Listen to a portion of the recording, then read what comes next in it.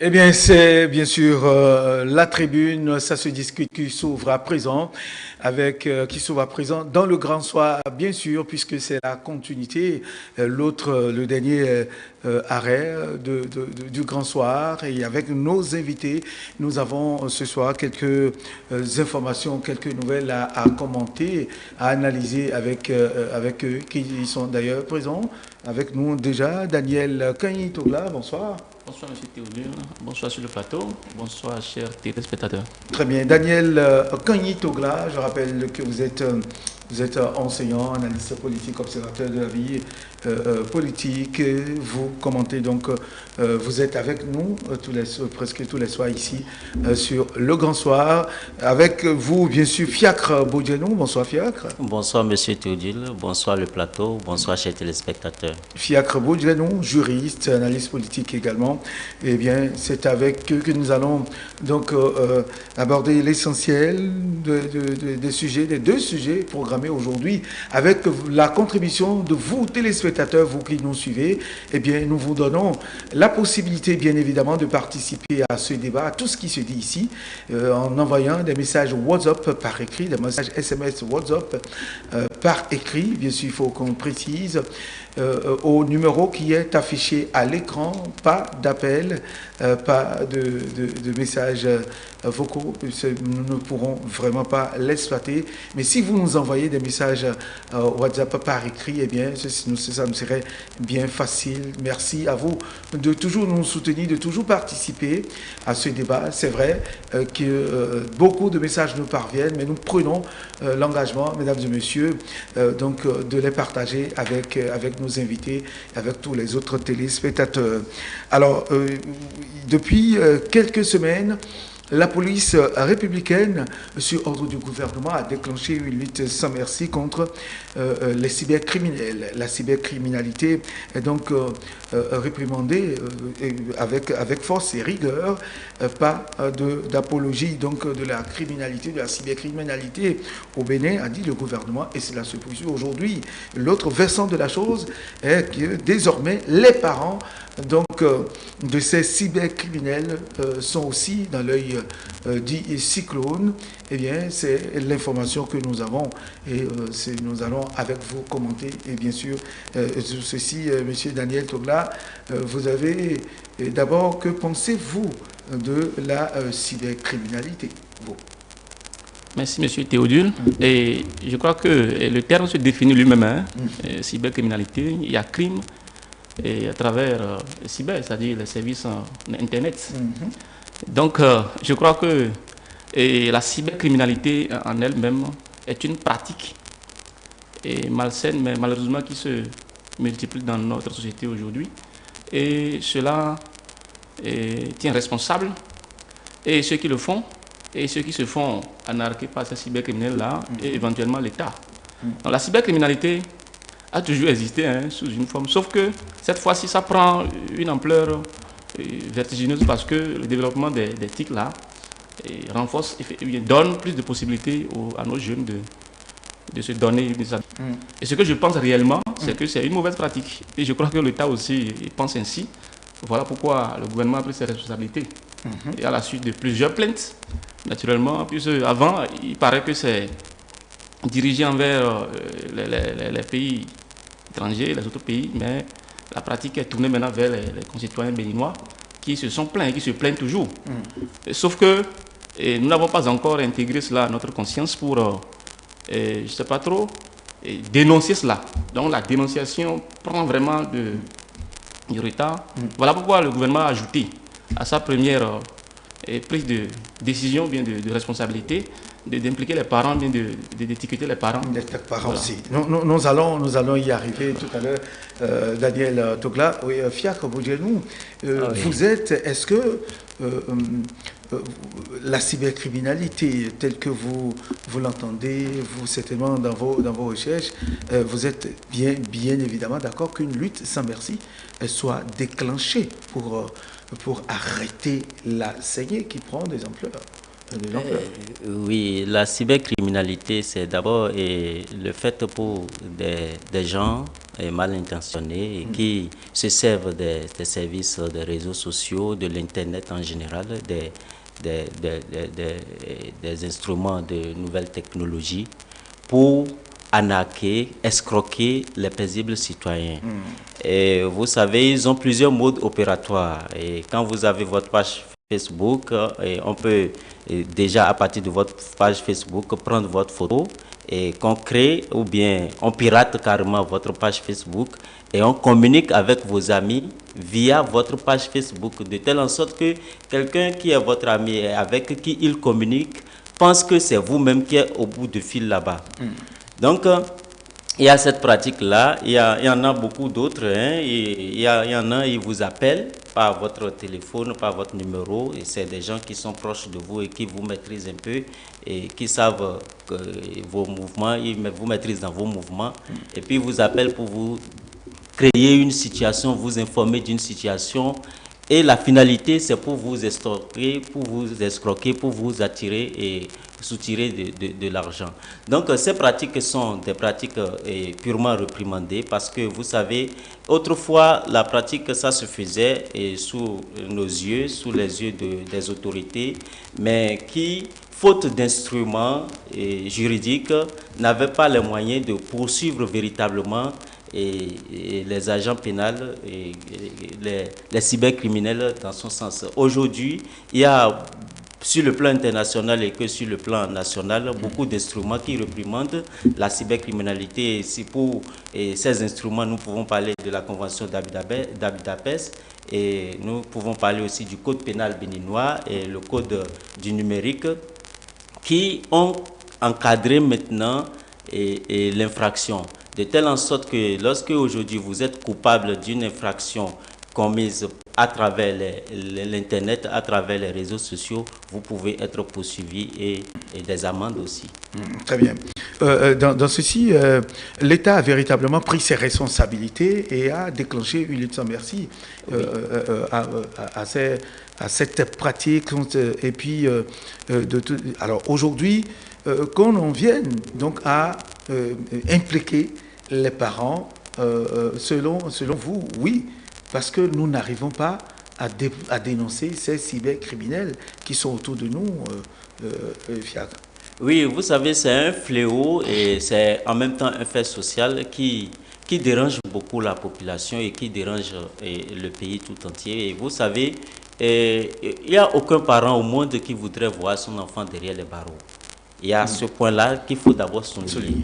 Il n'y a aucun parent aujourd'hui qui voudrait voir son enfant derrière les barreaux, quel que soit le crime qu'il a commis. Vous allez voir, il y a des enfants qui commettent des crimes, mais le jour du jugement, vous allez voir les parents qui sont encore là dans la salle d'audience à pleurnicher, à pleurer, à demander la clémence du juge pour que leur enfant puisse écoper d'une peine qui ne soit pas aussi lourde que ça, ou bien qu'il puisse bénéficier d'une liberté. Et aujourd'hui, impliquer les parents, c'est une bonne chose. Mais de l'autre côté, il faut voir sur le plan social ce que ça peut engendrer. Parce que un cybercriminel, c'est quelqu'un qui gagne de l'argent, mais illégalement, parce que les pratiques mises en place, la manière dont l'argent est gagné est réprimandée, est illicite. Donc, un cybercriminel, il offre des cadeaux, il offre de l'argent à son parent. Voilà qu'aujourd'hui, on dit que le parent qui reçoit des biens... Non, mais les parents, pas les parents de ces cybercriminels, oui, seront aussi interpellés. Complices, oui, ils seront complices parce qu'ils jouissent des fruits du crime. Donc, ils seront considérés comme complices et receleurs des fruits du crime. Donc, c'est en quelque sorte en ces points-là qu'ils seront poursuivis. Parce que c'est aussi pénal. Qu'est-ce que vous voulez dire concrètement, Fiacre Bodianou? Oui. Vous voulez dire que les parents ne devraient pas être impliqués dans ce qui se passe? Oui. Dans cette lutte? Oui, ils ne devraient pas être interpellés? Ils ont leurs responsabilités. Ils ont leurs responsabilités. C'est de bon droit qu'on les interpelle parce qu'un parent a l'obligation de donner une bonne éducation à son enfant. Quand vous êtes un parent et que vous avez un enfant qui amène de l'argent à la maison et vous savez qu'il n'a pas une activité qui lui permet de toucher a de millions, à autant d'argent, oui, et vous devez vous poser d'abord la question de savoir d'où proviennent ces sous.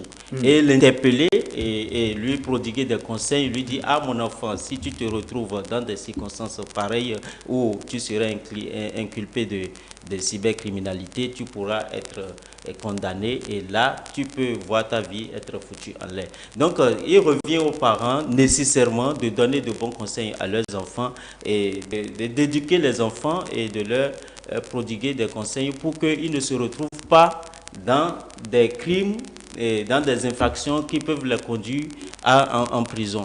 Maintenant, un parent qui voit son enfant commettre des actes comme ça, il frime, il amène de l'argent et en complicité avec lui, il s'est aidé le criminel dans ses intentions criminelles, dans l'infraction. D'accord. Daniel Touga, votre avis sur la question? Désormais, les parents de ces cybercriminels seront aussi interpellés. Et, comment analysez-vous, comment percevez-vous cette décision qui est désormais prise? Bon, je crois que l'État a pris une bonne décision, hein, parce que il y a une double responsabilité qui implique les parents, que les parents doivent assumer. La responsabilité civile, pour n'avoir pas fait ce qu'ils devaient faire pour éduquer les enfants et les amener à détester le mal. Donc l'État estime que un parent a une responsabilité dans la formation même de son enfant. Donc s'il ne l'avait pas fait en temps, civilement il est responsable. Mais il y a une responsabilité pénale, de sorte que non seulement il a manqué de faire ce qu'il doit faire pour que l'enfant évite le mal, mais il se met en posture de soutenir son enfant en étant receleur de ce qu'il, comme M. Fiac vient de le dire, du gain du crime qu'il commet. Et non seulement ça, les parents même aujourd'hui, je crois que dans la société en général, les parents sont en train de transmettre une culture qu'il faut dénoncer et que le gouvernement est en train de vouloir éviter. C'est quoi? Vous êtes à la maison, vous savez que votre enfant n'a pas une activité légale, génératrice de revenus, vous savez qu'il ne fait rien, mais vous êtes quand même content qu'il puisse vous aider financièrement, qu'il puisse soutenir financièrement. Peut-être que c'est bien. Mais on se demande, si on laissait les choses continuer ainsi, qu'est-ce que ça va devenir?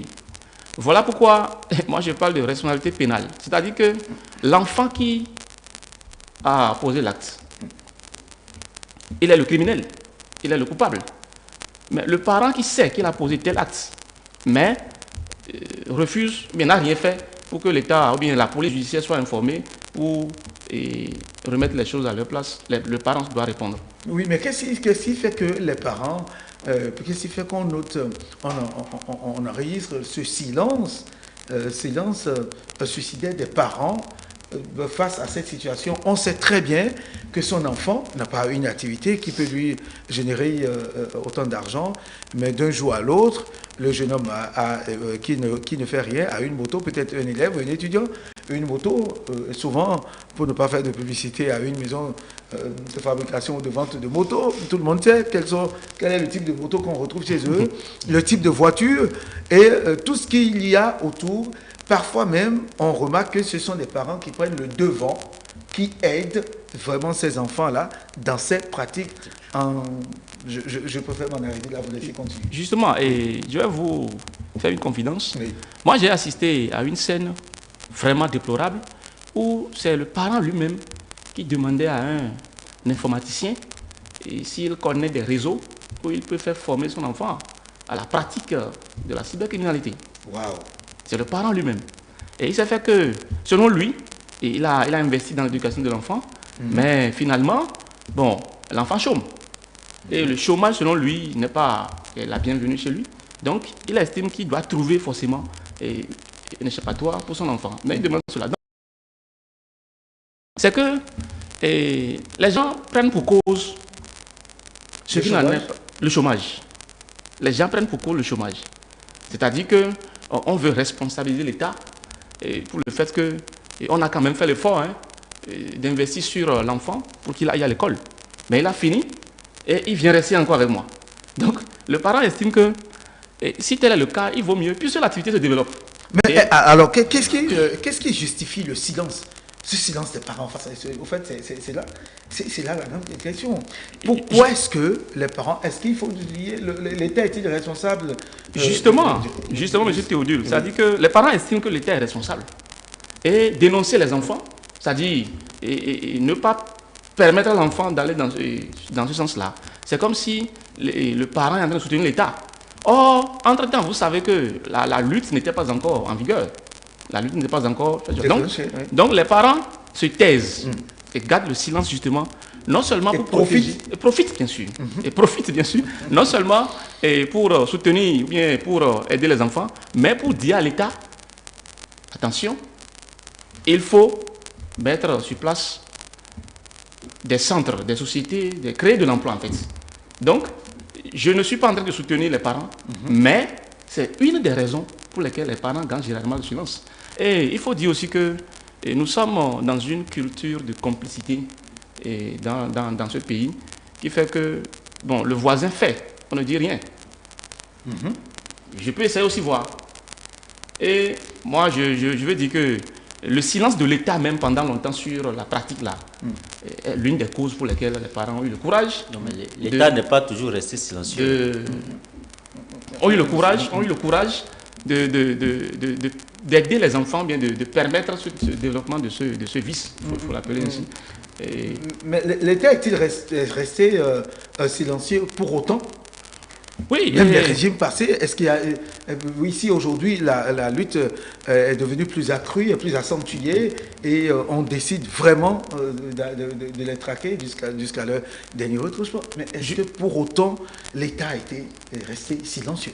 Oui, en tout cas, bon, nous avons été tous dans le pays.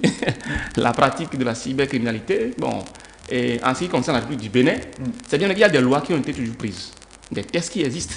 Mais l'État n'a, en tout cas, des années 2005, 2010, les luttes ont été vraiment, n'ont pas été continues. C'est-à-dire, c'est bien vrai que sous le régime Yahi, il y avait eu des structures par le passé. Par le passé, il y avait pas été efficace, concluant. Donc, quand vous commencez une lutte, mais vous ne finissez pas, c'est que vous dites, c'est un message que vous donnez. Vous dites à ceux qui sont dans le secteur que bon, vous pouvez continuer facilement. Et puis aussi, j'ai l'impression que c'est les corruptions que les régimes passés n'ont pas pu faire l'effort d'éviter, contre lesquels ils n'ont pas pu lutter efficacement, qui ont entretenu ces gens de... Qui ont étendu leur ramification. Oui, oui, Fiacre Boudia, nous dites-nous, qu'est-ce qui justifie le silence complice des parents? C'est vrai, aucun parent, vous l'avez dit tout à l'heure, aucun parent ne souhaiterait voir son enfant ou ses enfants derrière les barreaux. Mais malheureusement, il s'est fait que ces enfants se trouvent dans des pratiques réprimées par la loi et on se tait, on participe. On est dedans, même les voisins, les parents. Alors, qu'est-ce qui justifie? Ce sont les pesanteurs sociologiques ou bien c'est l'instinct maternel ou paternel? Je peux analyser cette question sur deux pans. Et vous savez, les parents, il y a certains parents qui sont ignorants du fait que la cybercriminalité est une infraction. Et c'est vrai, on en parle sur les chaînes télévisées, à la radio. Maintenant qu'on lutte contre ça, on en parle et ils sont informés. Mais ils ne sont pas véritablement informés des peines que les enfants encourent en s'adonnant à ces pratiques-là. Et ils ne savent pas aussi, ils sont ignorants qu'en les soutenant, qu'ils sont aussi... complices, ils sont aussi coupables de complicité et de receleurs de gains de crimes. Donc, la question est de savoir si les parents, en se taisant comme ça, qu'est-ce qui peut les amener à se taire? C'est un peu ça. Quand les parents se taisent comme ça, il est de bon ton qu'on informe les parents, qu'on sensibilise la population sur on se tait parce qu'on profite? On profite? Oui, on profite de ce que... Mais on est ignorant qu'en se taisant et en profitant, de cette manière-là, qu'on est passible de peine d'emprisonnement aussi, qu'on est complice, on peut se retrouver être complice ou receleur de fruits de crimes. Donc, c'est un peu ça. Les parents, ils sont parfois ignorants. Il y a d'autres qui ne sont pas du tout ignorants, qui savent que c'est criminel, c'est une infraction réprimandée et punie par la loi, mais qui, bon, pour une raison, pour une autre, se laissent aller. Et puis, parce que mon ami d'à côté Daniel vient de le souligner, et il a investi sur son enfant, et voilà, l'enfant a eu le diplôme, et il est revenu à la maison, il n'a pas d'emploi. Et il ne fait rien, et puis il se dit, mais j'ai investi tout ça, pourquoi? Pour que mon enfant me revienne à la maison et que c'est moi qui lui continue de lui donner des petits déjeuners, de lui acheter des vêtements, de lui faire ci, de faire ça. Carrément être à la charge. Voilà. Donc il y a des parents qui réfléchissent dans ce sens, ce qui n'est pas normal parce que... Ce qui n'est pas normal. Oui. Ce qui n'est pas normal parce que quand l'enfant a eu le diplôme, il faut l'aider à trouver... On ne peut pas justifier le chômage et un crime par le fait du chômage. Non, c'est pas parce qu'il y a du chômage qu'il faut s'adonner au crime. C'est en quelque sorte dit aux gens, ceux qui sont au chômage, allez et cambrioler les banques, allez voler, allez faire ci, allez faire ça. Ce qui n'est pas bien. Très bien. On ne peut pas soutenir ça. Donc les parents doivent savoir que lorsque votre enfant s'adonne à des pratiques illicites du genre, il faut les rappeler à l'ordre, leur donner des conseils, leur dire non, il n'y a pas que ça que tu peux faire. Il y a telle chose que tu peux faire, il y a telle autre chose. Il n'y a pas forcément attendre que l'État vous engage. Pas forcément attendre de l'État. Il n'y a pas forcément que l'État vous engage pour pouvoir entreprendre. Il y a l'entrepreneuriat, il y a l'élevage, il y a la culture vivrière, il y a plein de choses que les jeunes aujourd'hui peuvent faire pour se passer de la cybercriminalité. Très bien. Nous rappelons aux téléspectateurs, avant de passer la parole à M. Daniel Kanyitoula, nous rappelons aux téléspectateurs qu'ils peuvent participer à ce débat, bien sûr, en envoyant leurs différentes suggestions, leurs différents messages au numéro qui est affiché par message WhatsApp. Nous précisons, pas d'appel, pas de messages vocaux aussi, rien que des écrits pour nous permettre donc de partager le contenu avec les téléspectateurs. Nous vous disons merci en tout cas pour ce soutien que vous nous apportez, vous qui nous suivez du Gabon, de la France, des États-Unis, un peu partout, et qui, du Niger, oui, pourquoi pas, qui partagez ces moments d'échange avec nous. Daniel Togla, Oui, et je voudrais ajouter quelque chose à ce que M. Fiac vient de dire. C'est-à-dire que les parents ignorent la gravité, le degré de gravité de la pratique de leurs enfants. C'est ça. Et pourquoi? C'est qu'ils n'arrivent pas à établir le lien, la relation synonyme entre la pratique qui consiste à braquer quelqu'un sur la voie et lui faire de son engin, de son bien, et traquer quelqu'un en ligne et lui retirer ses biens. En fait, c'est la même chose. Mais c'est-à-dire la culture de la relation qu'on peut établir entre ces deux pratiques-là, les parents ne sont pas encore à ce niveau. Et beaucoup ignorent que cybercriminalité, c'est un crime. Vous comprenez? Au même titre que... Mais il y a des parents qui sont conscients de la chose et qui prennent même le devant, c'est-à-dire en allant chercher des forces. Parce que quand on parle de cybercriminalité, tout le monde sait tout ce qui entoure. Il y a des parents qui sont responsables, c'est eux-mêmes qui vont vers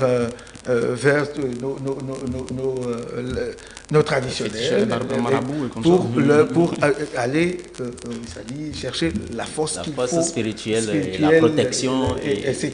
Daniel, c'est ça. Et dans ces conditions, on ne peut pas dire que ce parent est ignorant de la gravité de ce que fait son enfant. Justement, il n'est pas ignorant. C'est-à-dire que ce n'est pas l'ignorance au premier degré, ce n'est pas de ça qu'il s'agit. C'est-à-dire qu'ils savent que c'est peut-être une mauvaise chose, ils savent. Mais la gravité, c'est-à-dire la conséquence même que cela peut avoir sur la société, vous estimez que, et vous comprenez qu'un parent peut, c'est-à-dire crier gare, lorsqu'on l'informe que quelqu'un vient de braquer à côté de lui, de sa maison, et on lui a stocké ses biens, et qu'on sort, c'est-à-dire il s'indigne contre cette pratique. Mais il ne s'indigne jamais, presque jamais, lorsqu'on l'informe que, quelqu'un... L'indignation n'est pas au même degré. Donc, c'est ce que je voudrais faire comprendre. Voilà. Donc, et par rapport à ces pratiques mystiques qui s'ajoutent, mais qui renforcent même cette pratique de cybercriminalité, c'est-à-dire les élèves, les enfants, tous ceux qui sont impliqués aujourd'hui dans la pratique de cybercriminalité, qui fait qu'on cite le Bénin en exemple, c'est-à-dire on cite le Bénin. Quand on veut parler de cybercriminalité aujourd'hui au plan international, le Bénin est cité. C'est justement le fait que les pratiques occultes qui viennent s'ajouter, c'est-à-dire inquiètent. Et on a l'impression que, c'est-à-dire vous ne pouvez pas y aller si vous ne passez pas par ce canal. Ce n'est pas les parents seuls, c'est toute la société qui est complice. Ce n'est pas les parents seuls, c'est toute la société qui est complice. Donc, je crois que l'État a bien raison de dire, cette fois-ci, il faut qu'on arrête. Et qu'on aille aussi jusqu'au bout. À cause de la non-dénonciation. Justement. La non-dénonciation, même la société, Fiacre. Oui.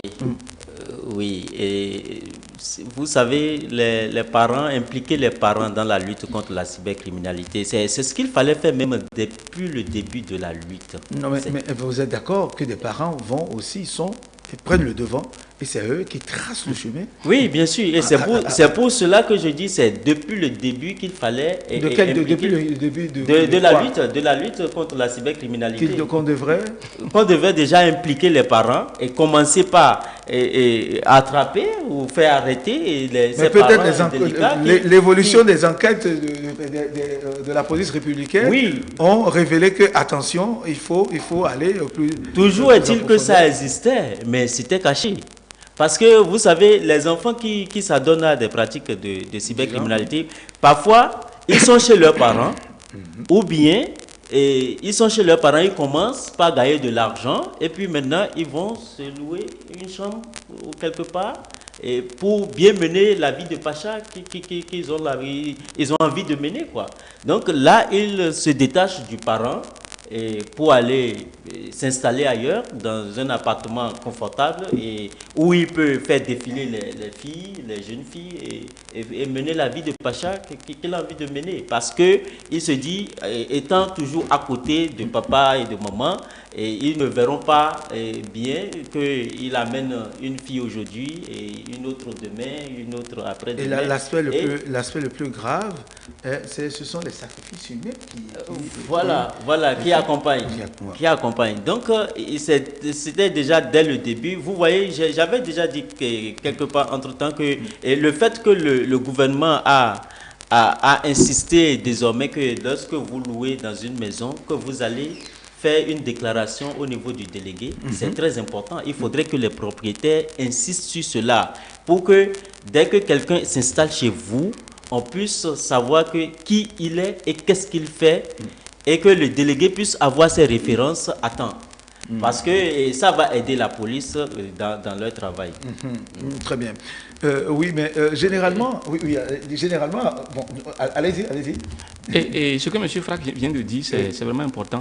Oui. Parce que il ne faut pas que la lutte s'arrête à bout de chemin et on tombe dans un cercle vicieux. En tout cas, tous ceux qui sont informés, mais qui n'ont pas eu cette vigilance, cette sociabilité d'aller dire non, c'est moi, il y a cette pratique. Donc, la pratique de la cybercriminalité, ça dit que ça a des conséquences lourdes sur les États aujourd'hui. Il paraît que dans le monde entier aujourd'hui, c'est une perte de 6 000 milliards de dollars à cause de la cybercriminalité. Et au Bénin, au Nigeria, tout près ici, jusqu'en 2002, c'est 5 millions de dollars de pertes de manque à gagner pour l'État. Et lorsque la cybercriminalité se développe dans un pays, il y a forcément une certaine crainte de la part des investisseurs de venir investir dans ce pays-là. Et donc, le gouvernement a bien de commencer. Et moi, j'aurais souhaité qu'il puisse finir. Mais quand nous parlons de chômeurs, quand peut-être la police républicaine aura le temps de former, de tenir une conférence de presse pour informer un peu, donner un peu les statistiques. Mais quand vous observez bien, puisque nous les connaissons autour de nous, mais généralement ce sont des jeunes qui n'ont pas fini leur apprentissage. Qui n'ont pas de diplôme. Qui n'ont jamais appris un métier. Rares sont les étudiants que vous avez. Mais c'est des gens qui n'ont rien appris et qui ont peut-être eu la chance ou bien qui ont appris à vivre à mener la vie facile. Merci, monsieur Théodule, de soulever cela. Quand on dit que c'est à chômage, cause du chômage, que l'État n'a pas assumé sa responsabilité, non. Je n'ai jamais été d'accord avec ça parce que vous voyez, les cybercriminels, souvent, c'est des gens qui, pendant leur cursus scolaire, ils découvrent la chose, ils s'adonnent à ça en classe de 3e ou en classe de terminale. Ils abandonnent les bancs et puis ils commencent par gagner de l'argent. Et puis c'est comme ça, ils deviennent de véritables cybercriminels. Et puis ils ne vont plus à l'école, ils n'ont pas de diplôme. C'est des gens, généralement, c'est des gens qui n'ont pas de diplôme. Vous ne verrez pas, bon, sauf erreur de ma part, un diplômé qui a la licence, qui a la maîtrise, s'adonner à cette pratique. Bon, on peut en trouver. On peut en trouver. On peut en trouver. Il en existe, hein?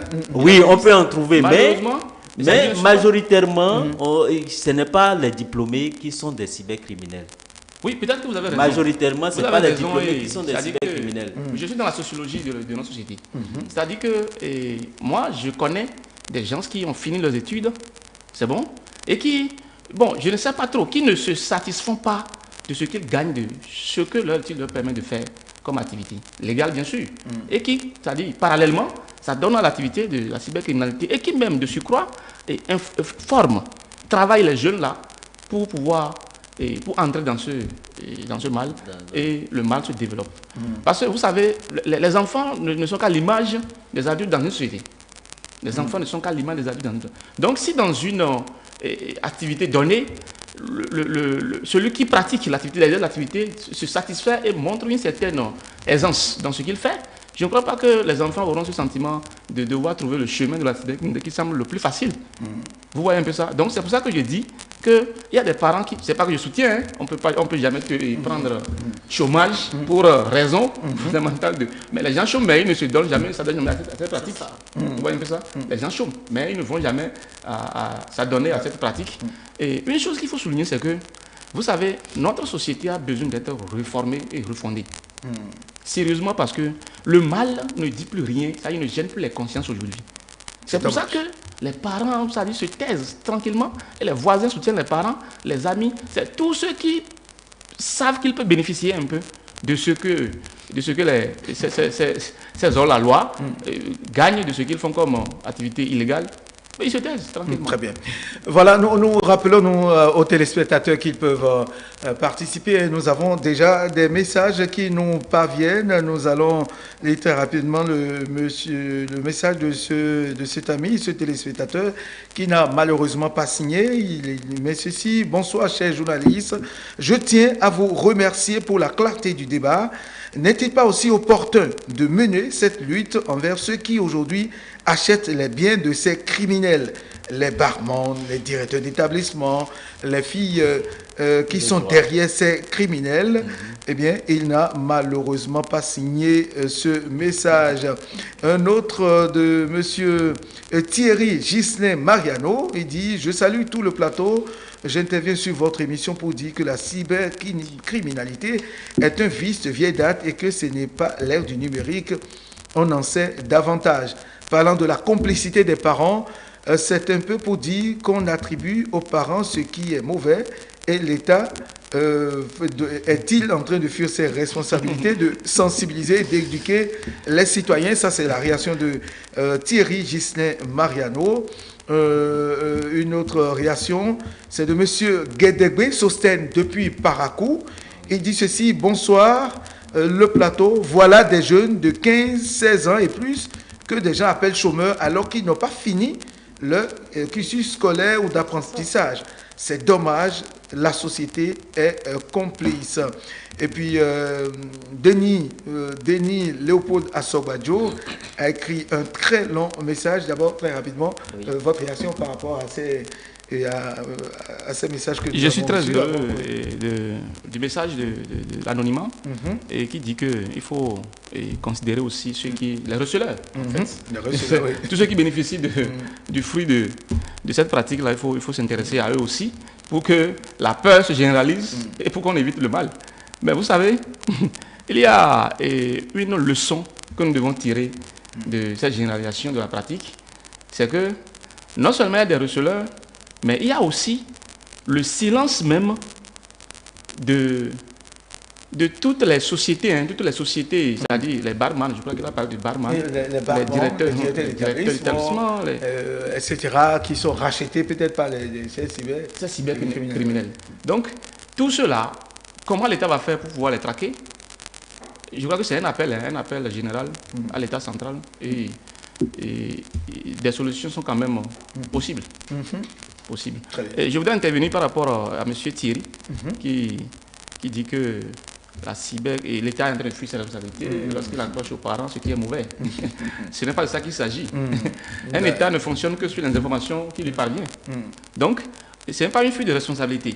Mais l'État est peut-être lent dans ses réactions face à certaines pratiques. Est-ce qu'on peut dire que l'État était lent? Il faut peut-être après des statistiques, des enquêtes menées, des enquêtes sérieuses, avoir des statistiques, faire un diagnostic clair et net avant d'engager des luttes et aller... Justement, et je voudrais dire à M. Thierry que lorsque l'État en vient maintenant à impliquer les parents dans cette lutte-là, ce n'est pas seulement pour punir ou bien sanctionner, c'est pour inviter les parents à aider l'État à éviter le mal. C'est ça. Donc, et à aider aussi ces enfants-là ces enfants aussi à sortir de cette... Justement, donc ce n'est pas une question, c'est pas une sanction punitive qui est envisagée, mais c'est aussi incitative. Très bien. Oui, Fiat?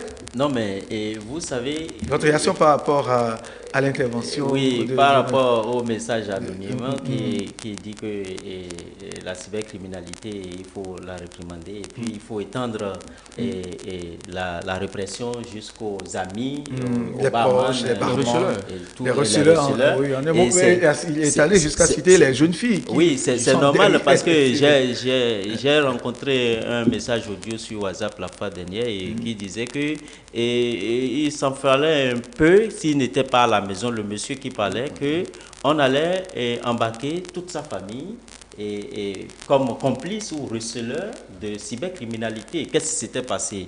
Il y a un cybercriminel qui est leur cohabitant et la police a été informée de ce qu'il habite dans la maison. Il était en location. Oui, ils sont arrivés. Avant leur arrivée, le cybercriminel en fait a été informé de ce que la police venait le chercher et a précipité son départ. Il faisait le déménagement en pleine journée comme ça. Il a amené une voiture et il embarquait ses effets. Et il embarquait ses effets quand il a rencontré la fille du monsieur qui parlait dans la cour et il lui a remis 2 portables avec un portatif et qu'il a dit de garder ça là, qu'il va revenir chercher. Et heureusement pour le monsieur, il était dans la bouche. Quand il a entendu, la fille disait à sa maman, et telle personne a dit de garder ce téléphone-là ici. Et le monsieur a crié, non, on va déposer ça, ça ne vient pas ici. En même temps, la police est rentrée et on a arrêté le monsieur et on a pris les téléphones. Si, quand le monsieur déposait les téléphones portables, si la fille avait fait rentrer les téléphones dans la chambre du monsieur, quand la police va investiguer et retrouver ces téléphones chez le monsieur, toute la famille du monsieur serait embarquée. Et c'est au commissariat maintenant qu'on va découvrir qu'en réalité, il n'a que fait du recel. Parce que là, il ne pourra plus s'en sortir parce qu'on a retrouvé les téléphones chez lui. C'est carrément du recel. Bien qu'il n'a pas participé au crime, il ne sait pas comment il a fonctionné, mais on a retrouvé les téléphones chez lui. Qu'est-ce qu'il pourra dire pour s'en sortir? Il sera condamné en tant que receleur. Donc il faudrait que la population comprenne ces actes-là et savoir que quand un cybercriminel vous confie un article, son portable, son ordinateur portatif, etc., ou qu'il y a certaines personnes qui se prennent le luxe d'aller acheter ces portatifs et téléphones chez ces cybercriminels, c'est dangereux. Ou même dans la rue. Oui. Ou même dans la rue. Oui. C'est dangereux. Quand vous achetez des choses comme ça et que de fil en aiguille, on tombe sur vous et qu'on retrouve le bien chez vous, vous êtes considéré comme un receleur et vous serez condamné en tant que tel. Je veux dire un mot rapidement par rapport aux filles qui bénéficient de ces avantages issus du cybercriminel. C'est que je crois qu'il ne faut pas condamner tout de suite les petites filles, même si elles sont coupables. Pas les jeunes filles. Les jeunes filles, autant pour moi. Les jeunes filles, même si elles sont coupables, c'est les parents qui toujours délaissent parfois les enfants, les laissent à leur sort. C'est eux qui doivent prendre la responsabilité de savoir quand on met un enfant au monde, il faut un minimum quand même d'accompagnement pour former l'homme. Vous comprenez un peu? Parce que moi, je suis un enseignant et chaque jour, c'est ce que les enfants, les jeunes... C'est sûr que vous avez des cas autour de vous. Des cas, il y a des cas. Oui, j'ai eu une frisson Lorsque dans ma classe de première D, bon, dans un collège là, dans un collège, quand j'ai évoqué la responsabilité de l'État pour protéger tous les citoyens, en luttant contre la cybercriminalité, j'ai eu chair de poule lorsque j'ai observé les réactions unanimes de toute la classe qui n'étaient pas d'accord avec moi. Ah oui? Vous imaginez ça? Et malheureusement, les filles se retrouvent dedans. Donc bon, j'ai fait quand même, je vous dis, bon, je dois inviter la police ici, bon, j'ai fait l'essentiel de les conscientiser, mais la conscientisation à un moment donné, quand l'enfant a un âge donné, ça ne prend plus. Donc c'est les parents qui doivent prendre vraiment leurs responsabilités. Et aujourd'hui, les parents ont pratiquement abandonné. Hein. C'est pas qu'on n'est pas en train d'attribuer le mal aux parents. Je réponds à monsieur et Thierry. On n'est pas en train de... quelque chose, c'est le parent qui a fui ses responsabilités. Justement, on n'est pas en train d'accrocher le mal aux parents. C'est que ce qui se fait... Ils n'ont pas de responsabilité. Ils n'ont pas de responsabilité. On ne peut pas ne pas en parler. Et l'État a bien fait de dire, attention, si vous fuyez les responsabilités, vous serez aussi coupable que vos enfants qui sont... Quand on dit enfants, parents, ce n'est pas seulement les garçons, ce n'est pas seulement les praticiens de la chose, c'est aussi tous ceux qui bénéficient, y compris les jeunes filles en question. Très bien. Donc, la question ne se pose pas. L'État doit continuer sa lutte. Sa lutte. Alors, un mot par rapport les parents, quand le gouvernement élargit ça aux parents, aux proches, et oui, parce que certains artistes, nous n'allons pas citer dedans, des artistes qui s'en mêlent, qui s'en mêlent et qui interviennent. Alors, il faut aussi, peut-être, voir autour de ça. Les artistes, vous avez dit... Oui, parce qu'il y a, on se souvient, il y a des artistes qui ont pris la défense devant de la scène, ont commencé par, mais écoutez, oui. Vous savez, que ce soit artistes, parents, et copains, toute personne qui se retrouve complice ou receleur de biens issus de crimes est punie par la loi. Donc, qu'est-ce que moi je voulais dire? Je voulais profiter pour donner un petit conseil à toute la population béninoise. Aujourd'hui, nous avons des pratiques qui font que... Qui nous amène à être complices du crime par ignorance. Vous voyez, par exemple, le cas que je viens de donner, et il faut éviter d'accepter que des gens viennent déposer des biens chez vous, des biens dont vous ne connaissez pas l'issue, vous ne connaissez pas la provenance. Il ne faut jamais accepter ces biens-là chez vous. Il ne faut pas accepter aujourd'hui, avec l'ampleur de la cybercriminalité, que les gens viennent charger des téléphones portables chez vous, que les gens viennent charger des ordinateurs portatifs chez vous. Il faut éviter d'acheter les téléphones portables dans la rue. Il faut éviter d'acheter les ordinateurs portatifs dans la rue. Il faut éviter beaucoup de choses pour qu'on puisse vraiment lutter contre ce mal-là et booster ce fléau de notre société. Un message que nous allons partager très rapidement, nous sommes pratiquement à la fin, c'est de Adjaroto Théodore. Il est instituteur, il dit ceci: bonsoir le plateau, bonsoir monsieur Théodule. Et personnellement, je pense que le gouvernement veut aller loin dans la lutte contre la cybercriminalité en impliquant désormais les parents de ces éventuelles mises en cause. Mais il faut y aller avec tact, puisque nous sommes au Bénin, où certains parents, dans l'objectif de nuire à X ou Y, peuvent faire des dénonciations non fondées. C'est une lutte salutaire. De toute façon, j'invite, moi, à Diaroto Théodore, j'invite le gouvernement à foncer davantage dans cette lutte. C'est signé à Diaroto Théodore. Il est instituteur. Oui, Daniel? Je le remercie pour cette clairvoyance. Effectivement, il y a des parents qui... Nous sommes dans un pays où la haine aussi est une habitude. Donc, je crois que le gouvernement doit prendre des dispositions pour ne pas tomber dans ce piège. C'est pour ça qu'il prend d'abord du temps. Si vous vous souvenez très bien, la lutte est méthodique. Oui. Vous comprenez un peu? On a commencé d'une manière, on évolue maintenant, on en vient aux parents. Et on veut aller plus loin. Donc, il n'y a pas d'inquiétude à ce sujet, mais c'est une invitation que le gouvernement va prendre en compte. Et si j'ai rapidement un conseil à donner, c'est que, vous savez, il y a un proverbe d'origine latine qui dit, quand vous aimez le danger, c'est que ça peut vous emballer aussi un jour. Donc, la peur même de tomber, dans cette pratique-là, doit nous motiver à quand même ou bien dénoncer d'une manière ou d'une autre, parce que je crois que le gouvernement a mis à notre disposition des outils nécessaires à utiliser pour la dénonciation. Absolument. Donc j'invite à la dénonciation et aussi le gouvernement à des sanctions implacables. à des sanctions, c'est-à-dire non négociables. C'est-à-dire que quand vous prenez des dispositions et vous ne faites pas sûr de cela, des sanctions qui tombent, les gens ne prennent pas la mesure. Et ça peut toujours créer des choses. Très bien, oui.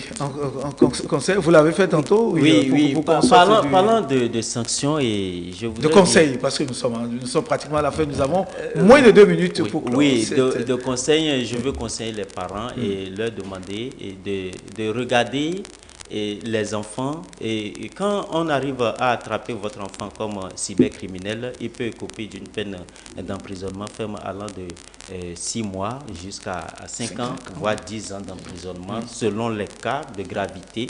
Et lorsque quelqu'un va en prison, et la prison dans notre pays n'a pas encore totalement les moyens de suivre les criminels qui sont emprisonnés et que leur retour, leur réinsertion dans la société, ça pose problème. Donc, j'invite les parents à avoir un regard sur ce fait-là, parce que quand vous envoyez le comportement de leur enfant, au quotidien. parce que dès que votre enfant rentre en prison, il va copier d'autres comportements malsains et il revient récalcitrant, récidiviste. Donc, ce qui n'est pas normal pour la société. Et c'est pour cela que j'invite les parents à être responsables, à suivre, à donner une bonne éducation à leur enfant pour qu'on n'en arrive pas à cette société. Un mot rapidement. Rapidement pour finir. Oui, justement. S'il vous plaît. Justement. Et je voudrais inviter le gouvernement à ne pas seulement emprisonner, parce que ceux-là, c'est parce qu'ils se disent qu'il n'y a pas d'activité, n'est-ce pas? Mais là, on peut les utiliser. Vous atteignez le chaud et le froid. On peut. Pardon?